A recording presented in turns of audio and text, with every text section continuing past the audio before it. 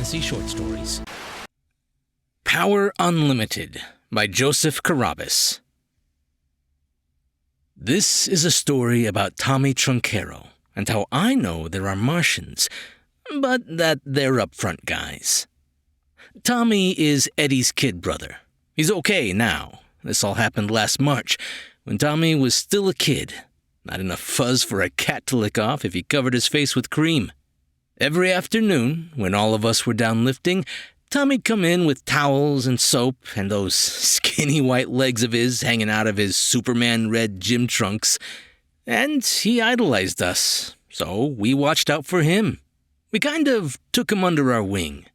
Anyway, we were at the iron, and Tommy comes in looking like he knows where the last Eskimo pie is. "Hi, Ange. Working on the lats today? Looks good." I couldn't answer because it was my third rep with 300, and the sky was getting hazy. Tommy had a way of always talking to you when your guts are busting. If not me, then Eddie or maybe Benjamin. Benjamin's a thinker. Great guy. Don't like to be called Benny. Benjamin drops his bar like a trash truck dropping a dumpster. "Hello, Thomas. What do you have tucked under your arm?" Tommy jumps over the weights and hands him a magazine. "I wanted to show you guys. I hope you won't laugh." Benjamin reads it and hums a few times. "What do you think?" Tommy says. "Pretty good, huh?" "Angelo, when you have a moment." Benjamin shows me a full-page ad for some company called Power Unlimited. Under the title is a picture of some guy that you know has been lifting for maybe 6-7 years. The guy's got women climbing his thighs. Tommy's got highlights on 30-day, no-risk free trial, Power Plus pills, and no drugs, no steroids, just every vitamin and mineral your body will ever need. The ad says it also comes with an exercise booklet. And all the while I'm reading it, Tommy's pumping me. "Well, Ange, what do you think? I could give it a try?" Now, like I say, Tommy's a good kid, and everybody knows these things don't work. But it's free. 30 days, we can set him straight, right? Tell you, Tommy, I don't go in for these things myself. Eddie, you seen this? Eddie comes over and reads the ad. He pats Tommy on the back. "Hell, kid. Can't hurt nothing if it's for free." Benjamin takes the magazine back and looks the ad over again. Now, you gotta know Benjamin. He's always reading, and he's the only one of us that went to one of those big 4-year colleges. Studied some kind of math. He's got a blackboard in his office, and I seen it once. Hell, there wasn't even any numbers on it, just a bunch of triangles and stuff. Some guys make it big, they forget who they knew as kids. Not Benjamin. Anyway, he's looking the ad over and says, "Thomas, I agree with Angelo, but if it makes you feel better, well, perhaps you should try it. Just let us know if they start asking for money or call you on the phone. Agreed?" "Gee, thanks, guys. I really mean it." And he's out the door. Kid could make it in track if he wanted. 2 weeks later, Tommy comes back with his box. Inside is 30 elephant pills and a book. I'd never seen the kinds of exercises they had in that book. Neither had Eddie or Benjamin or anybody else. Benjamin reads it through twice and says, "They're neither isometric nor isotonic. But the book does say these are the preliminaries designed to increase flexibility, which makes sense." So I guess it was okay. Those pills were big mothers, though, and they smelled like the water back of the paper plant. I couldn't do it, but Tommy pops one right there by the leg machine.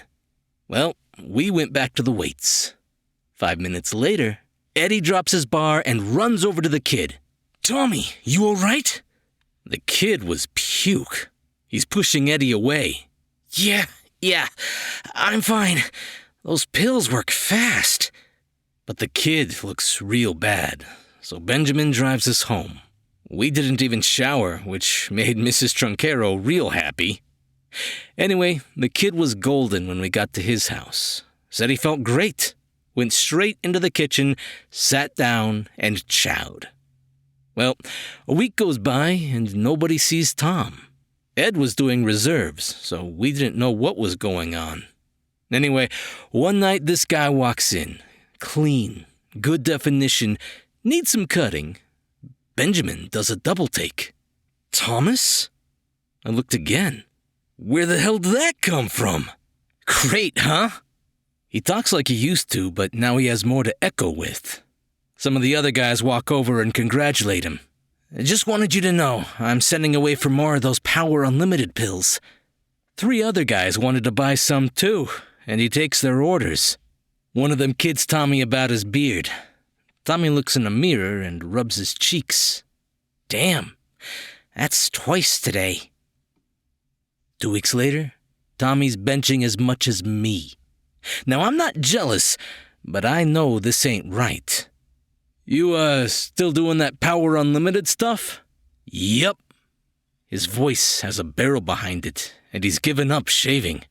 And he smells like he's lived in his shorts for a month. I knew Eddie was coming home that night, and I wanted to talk about what happened to the kid, so I picked him up at the station.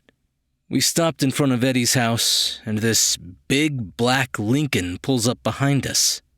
When we get out, somebody inside the limo says, Mr. Truncaro? Eddie walks over. Yes, sir. The door opens, and a beanpole gets out. We practically fell over looking at him. Mr. Thomas Truncaro? No, we practically know everybody around. We don't know any beanpole white guy with a black Lincoln who dresses like an undertaker. Eddie and I stood between Stretch and the house. What do you want with my brother? Stretch looks at the house and, get this, pushes us aside like we're twigs in a tornado. Eddie tries to blindside him. Stretch doesn't budge, and Eddie goes down for the count. I get in Stretch's way. Hey, I don't want any trouble, but you ain't getting near Tommy till we know what's going on. Stretch stops.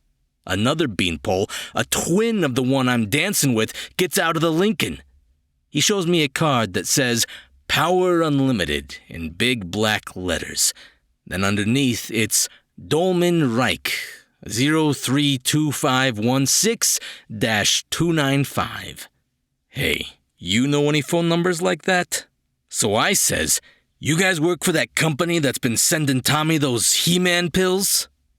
Beanpole number 2 talks like he busted his nose and nobody fixed it. There's been a mistake. Mr. Truncaro's name was never on our master list. Right then, Tommy comes out of the house. I only know it's Tommy because he says, Hi guys, what's up? He looks like he should be swinging from trees. We're talking severe. I mean, the kid needs a body shave. He's got arms like my thighs, a back you could rent ad space on. Unbelievable. And you know Mrs. Truncaro, she ain't had it all since that stroke. She follows him out saying, Oh, my boy's now a man. Eddie hasn't seen his brother in 2 weeks and goes, Tommy? Tommy smiles and waves. Eddie gets up and runs at the beanpoles. What have you done to Tommy? Beanpole number 1 catches Eddie with an open hand, and down goes Eddie again. Tommy runs over to the beanpole twins. He grabs one in each hand and lifts them over his head. Nobody touches Eddie! All I could think of was Ben Grimm yelling, It's clobbering time, like he does in the Fantastic Four. Beanpole number 2 says, Please put us down. We can explain. The way Tommy's flapping these two around, I figure they ain't gonna touch Eddie and me. Yeah, Tommy, I say. Put him down. They tell Tommy who they are and look him over. This should have never happened, number 1 says. How could we make this mistake? And they nod and hum to each other. Then number 2 says, Mr. Truncaro, you have to give us whatever Power Plus pills you still have. Tommy goes, No. But you don't understand. Understand what? I'm strong. I feel great. That's what your ad said would happen, and it did. What do I have to understand? Next thing, Benjamin drives up. He's getting out of his car and says, "Welcome home, Edward." Then he takes in the scene and sees Tommy. Holy mother! Tommy? Beanpole number 2 starts up again. Someone has to make Mr. Truncaro understand. These pills aren't for your people. Benjamin is checking out Tommy, but he says to number 2, "What do you mean, your people?" Just then, this swarm of bees comes over us. We couldn't see any, but we all ducked anyway. All of us except for Beanpoles 1 and 2. They're just looking at each other, waving their long, skinny arms at each other. Finally, number 2 brings his hands down in front of him, and they look at us, sprawled on all fours looking for bees. The buzzing stopped, so we got back up. Have you ever traveled to another country? He says. Sure, I nod. Canada. The beanpoles get real close to each other, and the buzzing starts again, but quiet-like. Benjamin is watching them like a hen counting chicks.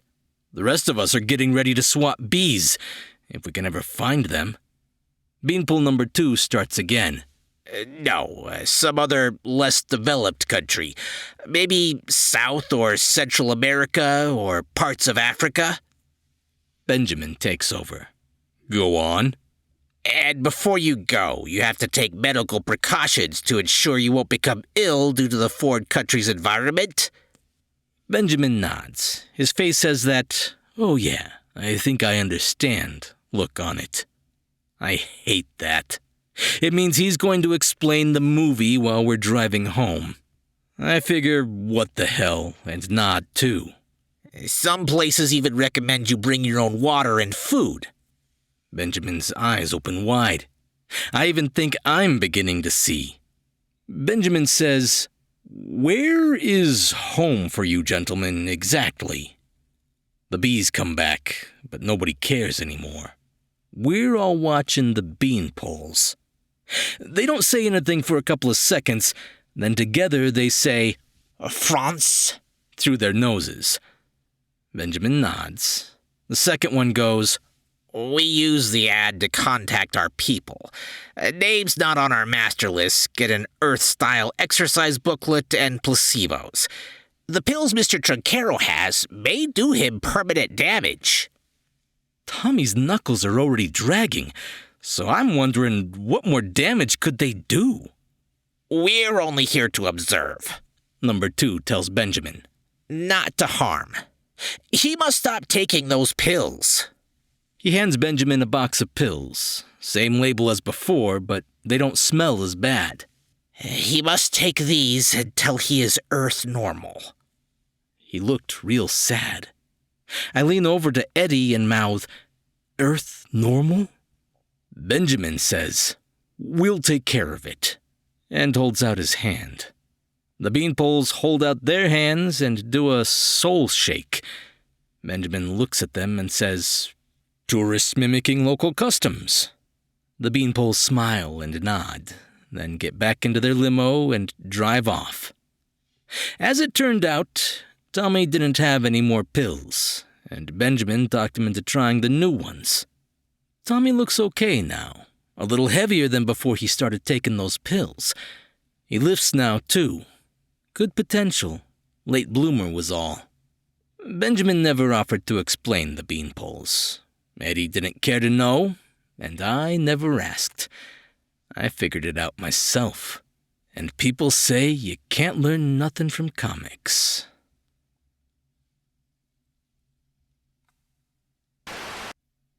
Master storyteller and linguist Joseph Carrabis could be, might have been, weaves wildly imaginative stories. With a sharp sense of humor, he creates multidimensional characters reaching beyond the boundaries of the laws of physics by combining advanced mathematics, quantum physics, cybernetics, and neuroscience. Outside of writing, Joseph spends his time with his wife, Susan, reading, listening to and playing music, and walking his dog. He runs a monthly forum, Roundtable 360 Degrees, with creatives discussing their journeys. His work has appeared previously on Tall Tale TV. This story, Power Unlimited, previously appeared in ARAASP, April 1992, and his self-published anthology, Tales Told Round Celestial Campfires, in 2016, and Daikaijuzine, July 2021. Hey guys, I hope you enjoyed that story. First of all, thank you to Joseph Carrabis. He is a returning author, so if you enjoyed this and would like to check out his other work, I'll be sure to leave a link down in the description to where you can find it. As for this story, I really connected with it because I was that kid with the skinny chicken legs trying to work out with all of his buff friends. And while I did eventually, gain a little bit of muscle, my legs never got any bigger. And I never did skip leg day, so it's just not fair. Anyway, I hope you guys enjoyed this story. If you did, be sure to leave a thumbs up and a comment if you're on YouTube.